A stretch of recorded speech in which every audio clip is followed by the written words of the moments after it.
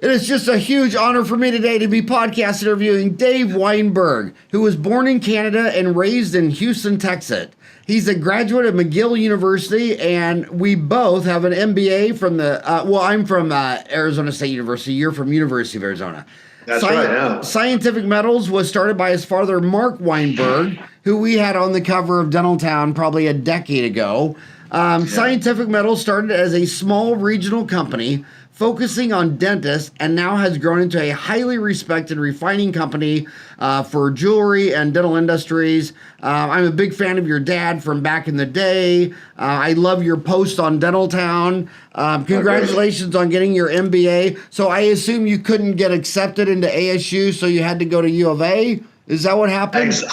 100%. Don't you know you could have given USC $100,000 and said you should have just said you were a soccer player, a soccer star. Well, if you see my skills on the soccer field, I wouldn't have flew well with the admissions process. So this is we're always removing, like a dentist said to me the other day, he says, why do I have to have an amalgam separator when I haven't placed amalgams for 20 years? It's like, because you're drilling out amalgams all day long, and dentists drilling out amalgam is a big part of the mercury toxicity environment. But it's not as big. You know who's the number one in mercury toxicity in the environment? I don't know. Well, it's burning coal. I mean, that just, you're burning this stuff. So that just has to stop. But after you remove coal, you're down to dentists and this other guy. Guess who it is? The crematories. Oh, wow. Because makes sense. They put a body in an oven and they cook all these amalgam fillings. And what I really feel sorry for is the guy at the crematory who's opening the door and these hot mercury vapors are flying out at him, and you probably, very, very fast. But so dentists aren't really placing amalgam that much anymore, and a lot of them aren't placing gold, but they're cutting this stuff off, and they probably don't think about it a lot. I mean, what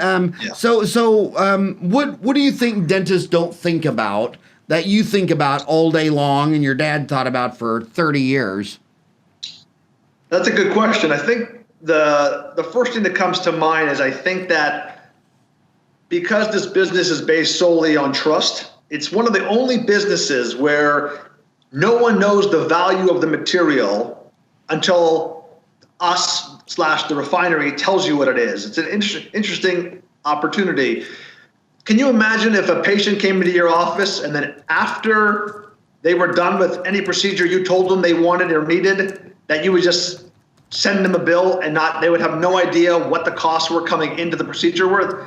That would be quite a different industry. So they're sending us these crowns and they have no idea, and either do we, until we melt it. So I think the number one misconception is from the dentist is that doesn't matter who they sell to, who picks it up, who refines it, that they're going to get pretty much the same thing. And that's where the common fallacy lies, is that there's going to be a huge discrepancy depending on how you sell or / refine your scrap metals. And that's probably the biggest misconception, is that no matter where they send to, they're going to get the same amount back. That's going to be the biggest misconception. But why should they trust you when you were born in Canada? That's as South Park says, blame Canada, right? No, but you know what? To be honest, to answer your question, if a dentist, a townie goes to our website and clicks on our reviews, we have, I think, over 100 reviews on our website, but not just from people that says Howard F says, those could be fictitious accounts. Every single review on our review page is from a first and last name, and they are eager to share their stories with us. I mean, later on, I wanted to point out a few of the particular reviews, but this business is all trust. And so you have to go by what other colleagues are telling you, not what the sales rep is telling you. So I always tell people, I get probably 3 calls a day saying, how do I know how do I know that you guys are giving us a fair shake? And how do I know that I'm going to get a check in the mail for what you say it's worth? And I say, well, aside from owning your own refinery, you have to go with who your colleagues are recommending and reviews and what others are saying, word of mouth. And we're the only company I think, that has first and last names on all of our reviews, every single one. And why did OJ not take the witness stand? Because he murdered his ex-wife, and you're on Dentaltown, and I have noticed since 1994 today that most of the sharks cannot get on Dentaltown because they will be instantly eaten alive. And that's the difference between Dentaltown and Facebook. If I follow you on Facebook and I say, hey, you were horrible, you'll just delete me, block my post, report me to Facebook. Right. But Dentaltown, we know who every member is. Even if they're anonymous to you, we know who they are. And you have a solid reputation on Dentaltown. Yeah, absolutely. It's great you mentioned that. I get calls all the time people who who on the form, on the search icon on Dentaltown, search scientific metals.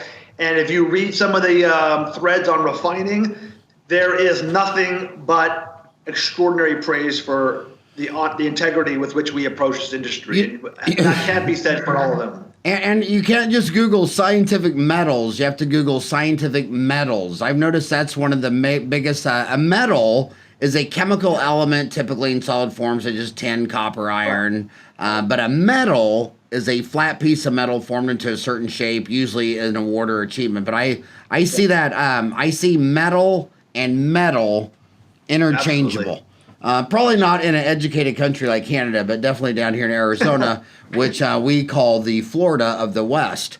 So start with the process. So I'm cutting off a crown. And I look at it, and first of all, she might be thinking, this dude's so old, it's probably porcelain and non-precious. So she cuts off a PFM. How does she even know if it's precious, non-precious? Well, talk about the process. And then does she go to your website? I want to know the exact details. So your website is scientificmetals.com. So, my gosh, I'm going to change that to scientificmetals.com just to see if there's even a website for that. Oh my God, the site can't be reached. You have to get that domain today and have it forward to Scientific Metals, because I always hear smart dentists. That's a good point. I always hear them saying Scientific Metals, and I'm like, really? Did you get a medal in soccer or the Olympics, or what was your medal in? People always say, is it metal like the Olympic medal, or is it metal like iron? Like no Olympic medals. Yeah, I would. To answer your question on the process. So when a dentist cuts off a crown, some of them tell me they can sort of tell intuitively by how difficult it is to remove. They say the more difficult it is, the more likely it's going to be a base metal, nickel, chromium. They say that's what I've heard in the past. I don't know if that's still correct or not. But I always tell dentists that if there's any metal attached to it at all, just put it in the jar and let us sort it out when we melt it, etc. So I always tell them don't make decisions in the office. Well, this is gold, that's worthless.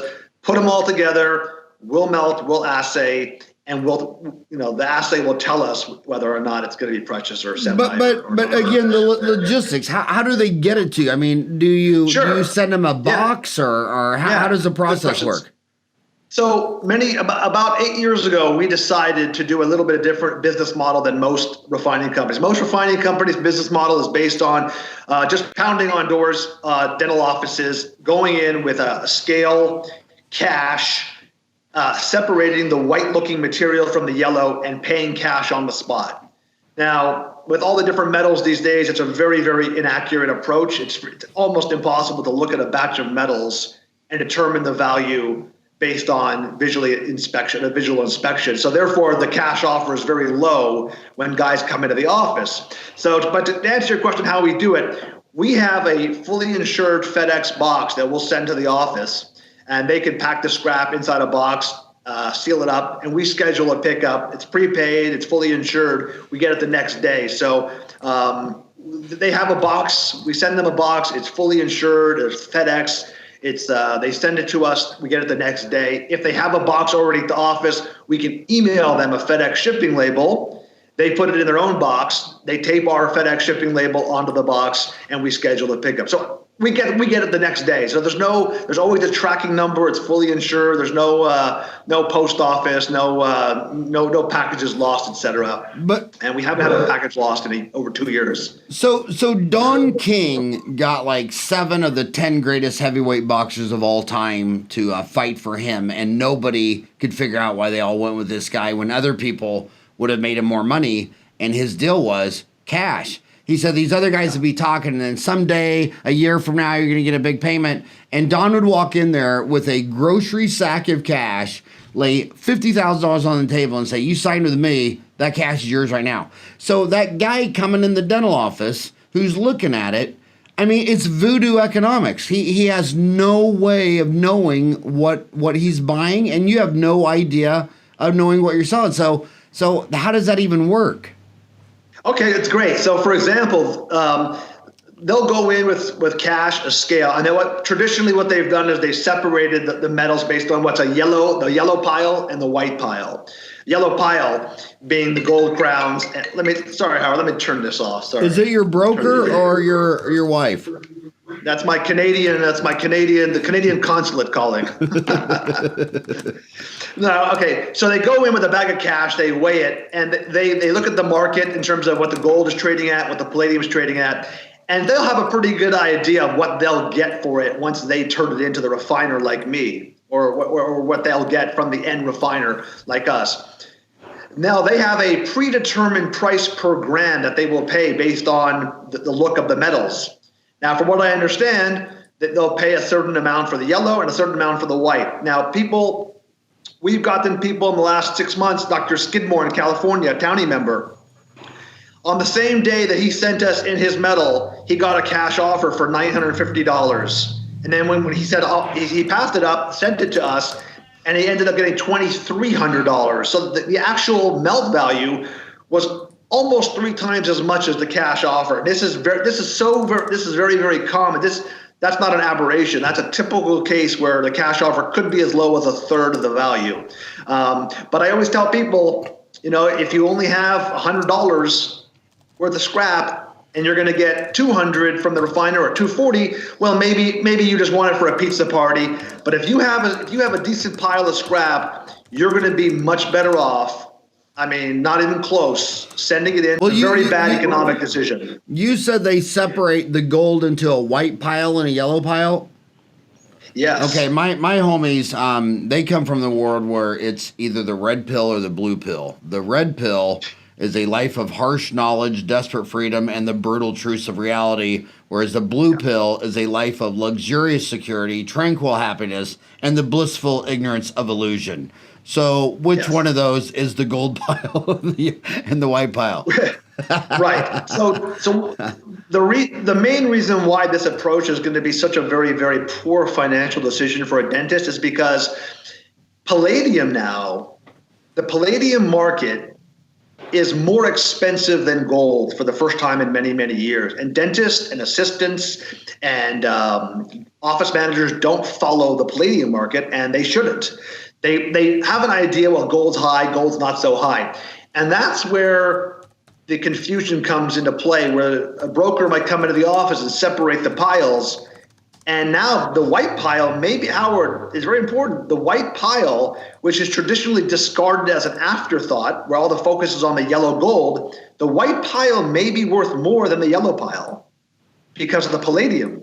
And dentists don't know that, and that leaves a lot of room for some potential chicanery and not being completely forthright. It leaves a lot of room for dishonesty. And in the defense of some of these people who are paying cash, it's not necessarily that they're intentionally paying so low, is that they don't know what's inside it. It could be palladium at $1,300 an ounce, or it could be nickel, which is worthless. So because of the uncertainty, the offer on the white pile is so low, and that potentially leaves a lot of money on the table. So basically, you're saying palladium's white; it's not yellow. Exactly. Palladium is a white-looking metal, so the pile that looks like a white silvery metal could be worth more than the gold pile now, because palladium is now almost 10% more than gold, which is not many people know that. And we've tried to educate people that when the people come into the office and offer very little price per gram for the white, quote unquote, white pile, that white pile may be worth more than the yellow pile. And that's why it's so important to actually melt it and chemically test it, as opposed to saying $3 a gram, $4 a gram, because we were told that people in California are paying $3 a gram for the white pile, when sometimes they send it in to get melted, and it could be up to $10, $11, $12 a gram or even higher. So it's very important to have it melted and chemically assayed. It's an absolute must. It's an absolute must. And the red pill is a must. Dentistry Uncensored is about giving my homies the red pill of harsh knowledge and the brutal truths of reality, instead of the blue pill, which is blissful ignorance of illusion. That's why I call it Dentistry Uncensored. But I want to go back to the spot price. Like today, gold is $1,284. An ounce. Silver's $15. Platinum is $900, and palladium is $14.66. So right now, palladium is $14.66, and gold is basically $12.84. So is that basic? What metals are you finding for? Is it mostly gold, silver, palladium? Are you finding platinum, iridium? What all are you finding in there? Yeah, traditionally, like. Currently now, we're going to see a mix of gold. And the two main drivers of value in typical dental scrap lot will be gold and palladium. And they can be all over the board. I mean, of course, we have people who are sending in some gold from 30 years ago, and the assay might be 65 or 75% gold and very low palladium. But the typical batch of PFMs that come in could be 20 gold, 25 palladium, could be 18 gold, 30 palladium. All over the board. But to answer your question, the two main drivers of value are gold and palladium, hands down. Platinum is very, very little, but gold and palladium is what's driving the PFMs to have the incredible value that they're having now. And there's a lot of palladium in the metal, a lot. And what is the most expensive metal per ounce? Well, that's a good question. There are some metals that are out there that are more expensive than the gold and palladium, but we don't see them in the dental scrap. But the reason that the palladium is so expensive now is because of palladium is the main metal used in converters for the cars, and that's driving. And there's a supply constraint on, in Russia, et cetera, other countries. It's driving the palladium market through the roof. It's crazy. Do a lot of dentists send in like jewelry? Like let's say they just got divorced and they have a wedding ring they'd like to, whatever, just asking for a friend. And do dentists send you jewelry? Absolutely. And the beauty of, just to give you one example of how we approach things differently than a lot of other companies, is that let's say you send in your dental scrap and you also send in 4 or 5 necklaces or bracelets or a ring, whatever. What we try to do is we try to use one of our x-ray machines. Now, when I say x-ray, I don't mean the x-ray that you're used to. It's called a XRF, x-ray fluorescence. So what we'll do is we'll put the ring in the machine to get the carat, a 10 carat or 14 carat, et cetera. And the reason we do this is that we try to avoid having to melt the items until we absolutely have to. And you ask why? Because this business is on trust. In the past, 10 years ago, we used to melt everything and then give the results. And if there was a discrepancy or a dispute over, well, no, I thought it was 18 karat and we say it was 14 karat. Well, now we'd have a melted piece of metal that we could offer to send back, but the customer would say, well, how do I know you're sending me back what I sent you in? So now we can test these with new technology. We can test the jewelry and say it's 14 karat. And if there's a dispute, we can send back the original item. So now there's complete transparency on both parts to prevent any bit of conflict. So if you send me in a jewelry that you think is 18 karat and I put it in the x-ray machine and it's 14 karat, I can send it back to you and you'll know that it's yours. So it's fair on both sides. It protects you and it protects me. But to answer your question, we do, and we'll x-ray the machine. In fact, I'm going to turn the computer just for 1 second to show you one of the x-ray machines that we use. It's a new machine by Thermo Scientific. And this is this machine here that we can put your jewelry in, and it'll give us the exact breakdown of exactly what's in your jewelry. It's an amazing piece of equipment. And it's accurate within 1%. So we can test. It's a beautiful, invaluable tool that we use a lot For example, here's a great example. We had a customer in California send us in some springs last week, and he said they're platinum wire. So we put them in the machine, and it said, no, it was iron. And so he says, no, it's platinum, it's platinum. I said, we'll send them back. We have them here. Oh, you'll send them back. Really? Oh, just toss them in the garbage. It's fine. So it protects us, and it protects the customer as well. Sometimes it protects us. Sometimes it protects them. In this case, we have the original items, and we can say, look, here's the printout. It's iron. If you want them back, no problem. We'll send it back to you. No cost to you. In fact, we'll send them back to FedEx. It allows us to keep it in its original form as to not disturb the integrity. They know it's their stuff. We know it's their stuff. So we're all on the same page. What's the most number of wedding rings a dentist has ever sent you in his entire career? In the last 10 years, we had one customer from Dallas.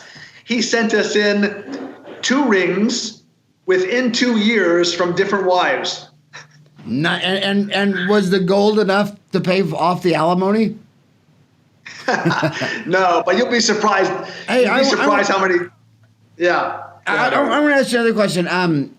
Is carats, when you talk about gold, how many carats, I mean, is that still even a term? I mean, it doesn't make sense. Pure gold is defined as 24 carats or having a fineness of 1,000. 1 carat equals to 41.66 fineness. A 22 carat gold alloy, for example, has 22 parts gold and 2 parts other metal, usually copper, and has fine. But is that, I mean, when I see 1 carat equals 41.66 fineness, is that, it sounds like an old ancient way of measuring this, but is that still the standard way? In the jewelry industry, I think you meant 10 carat would be 41.6, not 1. It should be a 10 that. Okay. Yeah, so to answer your question, it is in the jewelry industry, it's the standard 18 karat, 14 karat. And again, you're right. 24 carats is 100% pure gold. So 18 carat would be 18 divided by 24, which would be 75% gold. 14% would be 14 parts gold, 10 parts not gold. So 14 divided by 24 is 58.6%. And 10 carat would be 10 divided by 24, 41.6. In the jewelry, in the dental industry, we don't use that because there's nothing is exactly 75 or 58.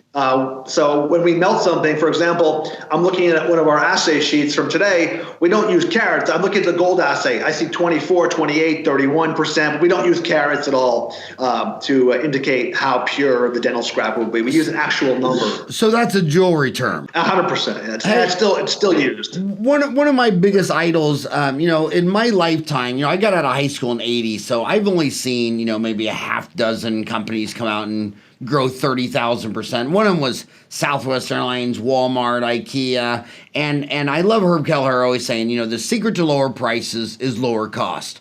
And so if you're going to get more money for your gold and palladium, then you got to deal with someone who has less cost, and that's why you go direct. That's right. That's a great point. So if you're going through a middleman that's picking them up, and then he's sending them to people like you, it's like you. Can you believe how many dentists have pitched me on a multi-level marketing deal in the years? And it's like, dude, I have an MBA. So the bottom line is, are you a big fan of multi-level marketing? No, I'm not. Did you learn that in your MBA school at University of Arizona in Tucson? No, we were hiking. We were hiking way too often in the Sabino Canyon. But it's great you bring that up because I wanted to explain a couple of things to the potential viewers about the middlemen, et cetera, and reps. So we decided a long time ago we used to have some reps also. We decided that there's really no benefit to the rep. Back in the day, the benefit was he would pick it up and save you time from boxing it up. But nowadays we find that the dentist doesn't mind to box it up and send it FedEx insured if he's going to get more money. So we got rid of all of our reps and what we call the Amazon.com approach. We don't have any reps, Howard. We're the only refining company who not only can you deal direct and we can process all your metal under one roof, but we have no reps. Now the reps probably the labor is probably the biggest expenditure for all companies, especially refining companies. And so that is there's 2 pillars as to why dentists tell us our returns are the best. And one is because we can afford to pay you what we say we're going to pay you. because our costs are so streamlined and efficient because we save so much money by not having not one single rep in the country. Yeah, and the only secret to lower prices is lower costs, and dentists don't realize that when you're so inefficient that it takes you an hour to do a single unit crown on a 6-year molar, and the guy across the street is doing the same quality in a half an hour, and then the dentist that takes an hour, he's all worried about the PPO fee or how much he's getting for a crown. It's like, well, dude, if you did, I mean, let's say, when I got a skull, crowns were $1,000. 30 years later, they're $700. But 30 years ago, it took me an hour and a half to do a crown at $1,000.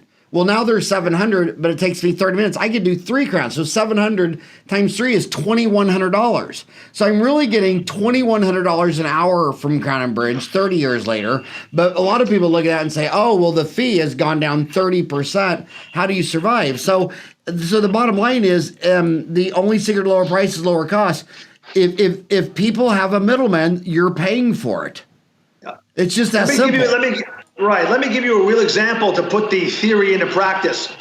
Dr. Kelly Wagner, I believe she's in Santa Rosa, she actually wrote an article in Dental Town in January about this. So a new trend among some of the big refining companies is to partner with some of the big dental supply distributors, and while the dental distributors are selling products in the office, they also do the refining as well. But guess what happens is that now you have the refining company rep getting a cut. You have the dental supply company getting a cut. You have the refining company making their fees, which is fine. And then you also have the dental distributor company getting a cut as well. So you have 4 or 5 different people getting a cut. So she sent in her metals, Dr. Wagner, to a company through their dental supply company. And they sent her an email saying she was getting $3,017. Now, when she broke down all of the commissions and fees and all of the additional charges that she discovered, she said, no, that's too much. The fees are too high. There's too much involved. Send me back my metals. They sent her back the metals in the form of a melted bar. She then sent to us, which she found through Dental Town, and on the same exact bar got, I think it was $4,700 or $5,000. So about 40 or 50% more, not for a similar batch of metals, which is hard to compare, but for the exact same bar, because there were so many fees and middlemen involved that all those charges added up to about 35, 40%. And these are those examples. There's so many of those examples we have. Dr. William Wong, Dr. Donovan Essen, Dr. Kulik. All too often, we're getting bars back from other companies when they discover a lot of the additional fees and people involved in the commissions, et cetera. That's funny you said, you mentioned Kelly Wagner. That article is actually why I called you. In fact, I was the first comment after that article, Scientific Metals. I wrote, thank you, Dr. Kelly J. Wagner. I don't think it's Wagner. It's Waggener. W-A-G-G, Wagner? Yeah, Dr. Kelly J. Wagner, DMD. But that was a real eye-opening. And that's why consultants are so helpful for a dental office, because I get it, man. You're a fireman. You see a fire. You're not sitting here thinking about what your fire hose is made out of and if the water has this or that. You're doing it. But my gosh, there's so many ways to save money in dentistry. How long is it before I've got a bunch of scrap before I actually get cash back? Good question. So once we schedule a pickup, or we have FedEx come pick it up, we get it the next day. We usually can melt it within about 48 hours. Okay, that takes about 2 days. Then we sample the bar. So what happens is, wait, this is too interesting to me. It takes you 2 days to melt it all. So what you just dump it in a crucible and just start firing? Oh yeah. In fact, I'm going to show you in a second. But no, it takes about 15 to 20 minutes to actually melt it. But by the time we get you into the queue, we should have your particular scrap melted within a couple of days, we'll say. Then while it's cooking in the furnace, we'll stick a glass cylinder tube into the molten and suck out a sample, which is called a pin sample. That sample is going to be a representative sample of what the new alloy has been formed is, and then we'll test that in the ICP machine, which is inductive coupled plasma. That'll give us the exact breakdown of what's in the metal: 32% gold, 14%, whatever it may be. I'm just thinking about that poor guy who has to suck out a sample of hot molten metal. I bet you have to pay that guy a lot of money. Here, Does he always burn his lips? Howard, I'm going to pick up the camera for a second and show you. I don't know if you can see. Yeah, I can see it real well. Yeah, that's where our furnaces are. Where we have. Hi, Jimmy. Wow. That's one of our melters. Yeah. We're about to. Okay, he's about to pour he's about to pour scrap into one of the furnaces. I can, if you're interested, I can bring it back there, but maybe in a few minutes. Yeah, that'd be cool. If it's wireless, go back there. I mean, that's an amazing. Yeah, absolutely. As soon as he pours in, we'll walk back and I'll show you how it. So you're pouring all that scrap in what? Some ceramic crucible? Yeah. Let me see if I can bring this back there now. Let me see. Okay. And if you're listening to this on iTunes, switch over to our YouTube channel. It's youtube.com/Dentaltown Magazine. Already poured. Right now, I was waiting for you, but I didn't want to waste any time. Okay. So I got most of those done. One's sitting, cooling off, and right now we have, which is good, we got the big melt. So now the big melt allows you to see more of what goes on here, how it reacts together, the portion of the teeth and the copper, and it's a really great process, honestly. If not many people get to see it in person, it's like lava. It's like making molten lava. Right, so we're gonna pour it into this furnace, including the teeth. We're gonna start melting it up. Including right now. And Howard, we're gonna pour it in now so you can see. I'm gonna give you a little tour of what's going on back here. We have a couple of furnaces. Wow. So you're melting down there's teeth in those crowns too, right? Yeah. Sorry, say that again, Howard? There's actually human teeth in a lot of those crowns. So you're melting down the... Absolutely. Okay, we're going to pour it in now. Wow. How cool is that?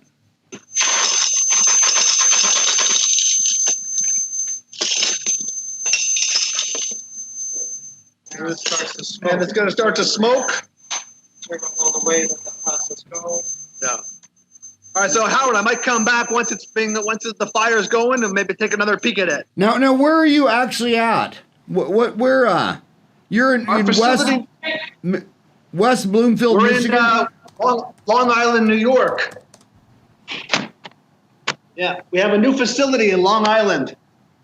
A new facility in Long Island, New York. So if any of my homies are ever in where Long Island, New York? Yeah, just outside the city, Woodside, New York. Is that one of the boroughs? Is that considered New York City? No, Long Island would be considered New York City, I believe. Yeah. That is the only city. That is the only city I don't understand. There's no such thing as New York City. They say I live in New York, but it's really Manhattan, Queens, Brooklyn, Bronx, Staten Island. Yeah. And no, you're in Staten Island or Long Island? Long Island, Queens, Long Island, about 15, 20 minutes from LaGuardia. Okay. Yeah, it's a great facility. So do dentists ever come by there and look at how you're doing it? Absolutely. Anyone can come by and watch if they're in the city or in Jersey or anywhere. They can come by and watch the melt, get a sample of it. We watch the X-ray, watch the how the pin sample is done. Absolutely.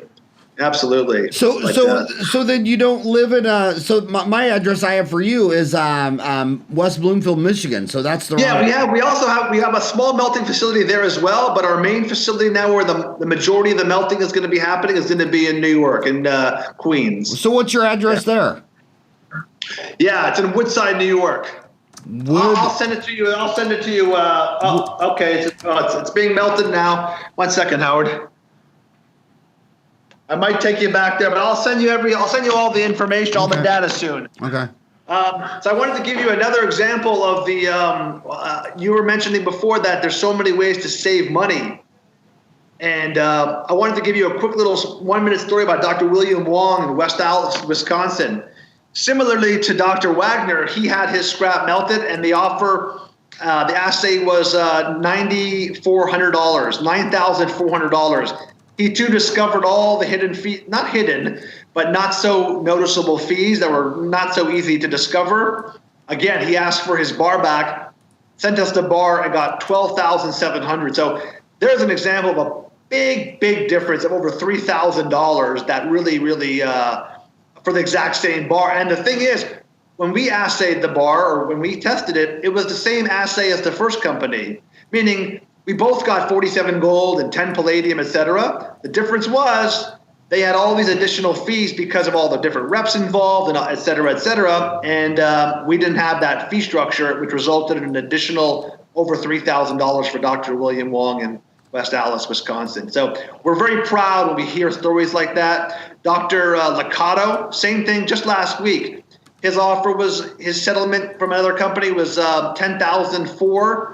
Got 12.2 or 12.4 with us, and that's even after the palladium market had gone down from the time he got his first offer and second offer. But despite that, he still got 25-30% more on the same bar. So we hear stories like that all the time, which makes us very proud. Yeah, and again, what I'll tell people is that social media is so filled with fake articles, fake news, and people block bad news, but the transparency of just Dentaltown. If you were out there being a charlatan, all the townies would be calling you out in a minute, and all the townies they idolize you. I want you to give more concrete examples to hidden fees, though. Oh, well, yeah, this is great. Dr. Donovan Essen in Palm Beach, Florida, same thing. Sent in his bar to a company, wasn't happy with it. I think I'm just going off memory now, $3,017, sent us the medals, sent us the bar, got $5,000. Now these are maybe some of the more drastic ones, but here's another example of maybe not hidden fees, but dishonesty. We had a company, Rolling Hills Dental, Dr. Donner in Rolling Hills Estates, California. This is an interesting story. Every year in December, they would send us in their medals and get, depending on the market, anywhere from $3,300 to $4,500. One year, their assistant didn't remember. It was a new assistant. She didn't remember who they had been dealing with. So guess what she did? She went to whoever's jar she found in the cupboard. Some of these companies send out jars every month to every dentist. She called the company and send in pretty much the same amount of medals they sent to us every year, and the check was for $1,140 or something. And then the next year they fixed their mistake, and their settlement went back up to $35,000 or $4,000. Well, let me tell you what's cool about Dentaltown. Dentaltown is, if I say something you don't agree, well, it's not Facebook. I can't delete your comment. But there's guys. There's one thread. I sent my same scrap metal to two companies. And this is under restorative dentistry. And it's amazing. These dentists are so fun. And he was just doing it. I don't know if he was just curious or whatever, but he was finding 100% variance in price. And this is a dentist who is trained in dental school. So that's amazing. Now, I got to tell you the one scrap metal story, the biggest one that I ever heard in my entire life. One of my friends here in Phoenix bought an old man out when I got to town. I got here in like 87. I think he bought it in 88. In South Phoenix. It was an old practice. He was doing good. He got married, had his family. About 10 or 15 years later, that dentist who sold the practice, he's gone. He's dead. It's all. But he decides he's going to remodel, right? So he remodels office. The guy had a lab back there. He cast his own gold crowns. Well, he had every single nugget he dropped in a little hole into the cabinet, and they were just saving that. When he pulled out that cabinet, it was like a 5-gallon pickle barrel of these gold casting nuts. It was hundreds of thousands of dollars. So it was actually more money than what he bought the practice for in 89. He actually got, because this guy, probably some like hoarding behavior skill, this guy's thinking, well, I'll just save all my nuggets and all that stuff. So yeah, on Dentaltown. So do most people ask about gold refining under practice management, restorative, personal finance, ask a dental consultant? Seems like a lot of them are under restorative dentistry. Yeah, what's funny is like you would think there's not as many posts about refining as you would think. I think the only times people really go online is when they've had a very bad experience or a very good experience. Now, if on the forum, if you type in scientific metals, there's quite a few of amazing reviews, and some great feedback on there. I think the most recent one was Dr. Culberson. He had a bad experience with someone else, and then went back to us and said, these guys get it. These guys get it. And the problem is, though, is that when you have someone in the office, sometimes the temptation from a dentist is very great, because they say to somebody, "Oh, how much does company X charge you?" And they say 10%, and they say, "Oh, well, I'll do it for 5%." But doesn't mean just because someone's offering you 5% fees as opposed to a 10% fee that you're going to get more money back. Some of the cases where dentists tell me their lowest return was when they bought into some rebate, some special promotion, cash on the spot. We'll only charge you if it's too good to be true. If it sounds too good to be true, usually it is. It really is. Dr. Suki, Dr. Arpad Suki on Dentaltown posted a while back, "Thank you, Dave, for being one of the seemingly last refining companies with honor and integrity." It was a great compliment, Dr. Suki said. We're really proud of that. But it's important that I clarify one thing. Because this industry is based on trust, there is room for dishonesty, but not to suggest that there are many good refining companies out there. I don't want to suggest that you either send to scientific metals or you don't. There are a few people always call me and say, "Okay, well, you're biased towards scientific metals, but who would you recommend if scientific metals wasn't there?" And there are a few names which I give. But then there's, just like in any industry, there's a continuum. And then there's going to be a few companies that are good, some that are going to be average. And then unfortunately, the industry is, there are some bad apples, but there are a couple of good companies out there that I would recommend people to if they decided for whatever reason, maybe they didn't want to deal with a guy from Canada. You probably have a lot of fans on Dentaltown just because, your dad... this is a family business. Your dad was in Dentaltown a decade ago. But how's your dad doing? He's doing great. He's spent a lot of time in Florida. He's getting his golf game intact, and he spent some time, just doing some simple things and hanging out, going for walks in North Miami, where a lot of the Canadian ex-Canadians spend their time, and watching some hockey up down there. The playoffs are going on now. So he's doing well, and it's some deserved free time. He's worked very hard for many years, just like a lot of people, of course. But I'm proud of him. Phoenix is 10% Canadians, and whenever the U.S. dollar goes down against the Canadian, all these people retire. It's basically, if they're east of the Mississippi River, they retire to Florida, and if they're west of the Mississippi River, they come down to Florida. So Arizona gets pretty much all of Canada. It's just amazing. But it's like my area, Little Phoenix, is called Ahwatukee, even though it's Phoenix. Yeah, both sure. orthodontist, born and raised, educated in Canada. Phoenix is a very Canadian deal. Yeah, I lived in Scottsdale from 2008 to 2013. I lived in Scottsdale, so I know Phoenix very well. I still have some friends there. I talk to Ben a lot. Your guy Ben. Yeah.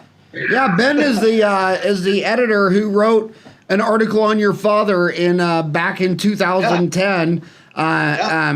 He says Ben wrote, who was just an amazing editor of Dentaltown, a standout from a tarnish industry, scientific metals, no fills business model, and simple shipping process passes the scrap metal savings on the dentist. But I like your dad's final quote. He ends the article by saying, look, we save money by virtually eliminating reps, brokers, and subcontractors. The money saved gets passed on to the dentist and their scrap returned. It's really pretty damn simple. And that's what you got to do in your dental office. The only secret to lower prices, lower costs. So you might not be in an area, you might be in the 90, in a big area where you can't just charge $1,000 for a crown. You got to take a PPO, and they're only going to give you $700 for a crown.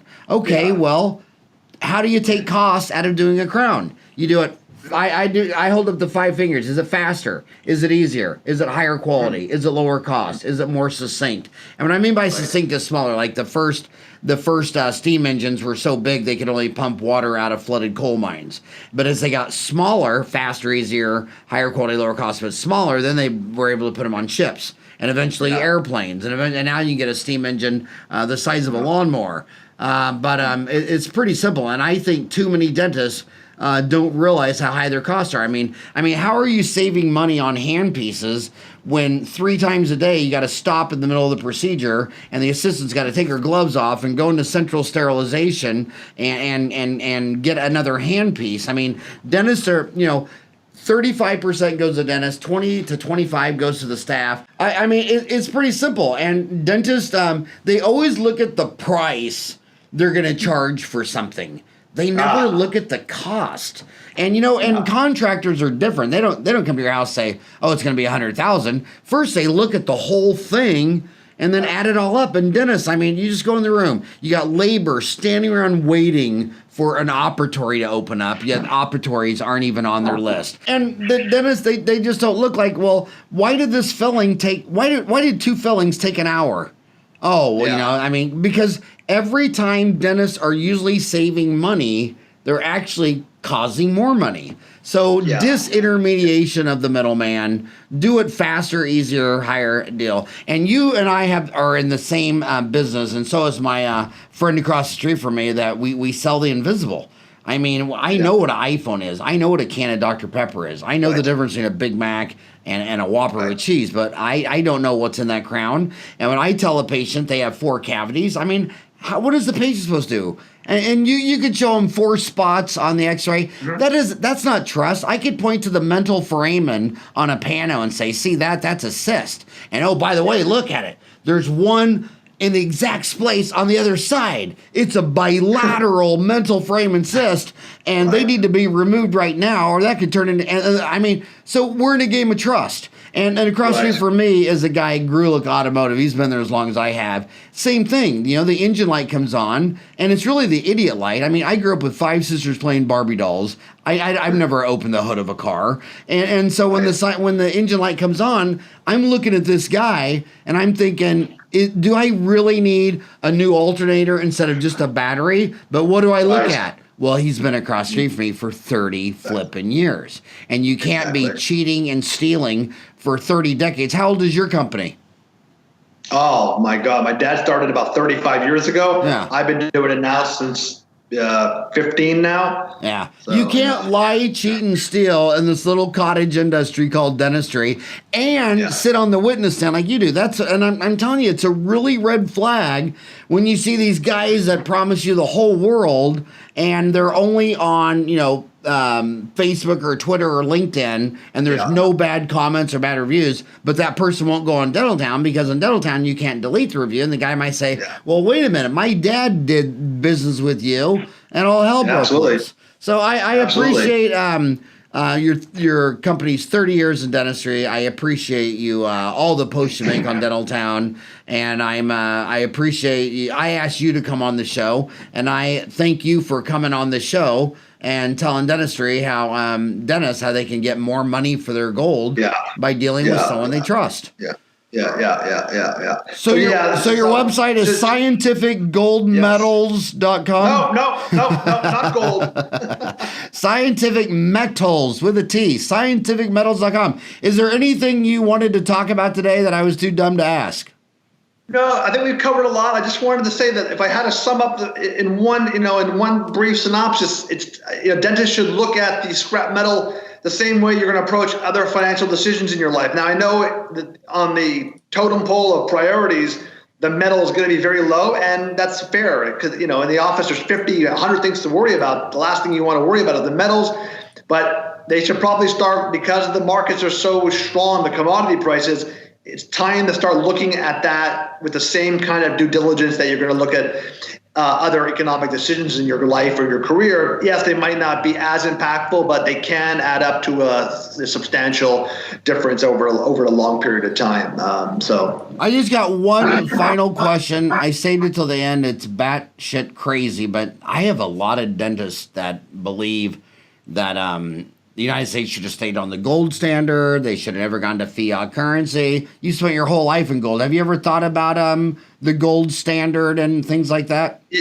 I have, and I get probably 3 calls a week from people who are stocking up on silver, waiting for the Armageddon to barter silver for food, and it's not a crazy idea. I've heard that proposition tossed out a lot about the gold standard, and you never know. But what we could see is some financial, economic policies of the Fed, which affect the monetary policy, which could impact paper currency and make metals that much more valuable. But I don't. If I knew that, I wouldn't be trying to get dentists to send us in their scrap metal. But it's definitely a point that's been in the news a lot about the gold standard and the fiat currency and paper currency we have. But we'll see what happens with monetary policy and the dollar, because the dollar and the gold are linked very closely. And we'll see what happens. Time will tell.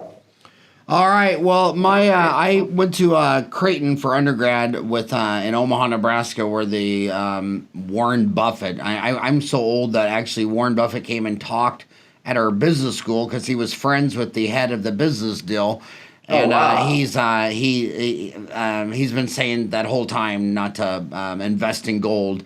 He wants stocks. He does not like gold at all or Bitcoin. But hey, David, thank you so much for coming on the show Howard, today. thanks for having me. It's been a great relationship with Dentaltown, and I hope it continues for a long time. Well, that means you better start making a kid to go into it. You got any kids made? Any of them going to go into it like you went into your dad's? Almost there. Nice. All right, buddy. Well, you have a rocking good day, and thank you so much for coming on my show today and talking to me. Thank you, and my friend Tommy Hirschberger says hi to you. Oh, wow. That is so cool. Love that guy. Tell Tommy I said hello. Thanks, Howard.